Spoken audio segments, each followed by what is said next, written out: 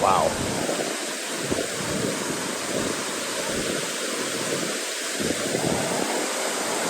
Getting dropped on the camera.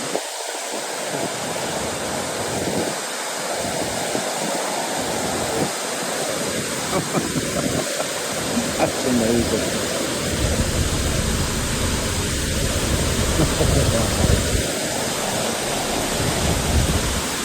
That's how deep the fjords are here. We can pull right up to the mountain.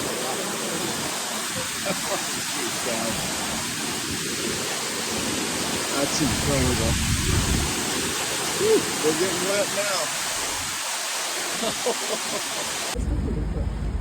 Sentì dire che una donna chiamata Sika viveva a Indiana. Scese a riva e scalò la montagna per incontrare Sika. Henry iniziò a produrre whisky, che al tempo era illegale. Per caricare il whisky su una barca e trasportarlo a Stavanger, doveva farlo calare lungo la parete della montagna. Temendo di non riuscire a calare il whisky dalla montagna, fece una prova mandando giù Sika nella cabina per verificarne la resistenza. Per fortuna la cabina era sufficientemente resistente.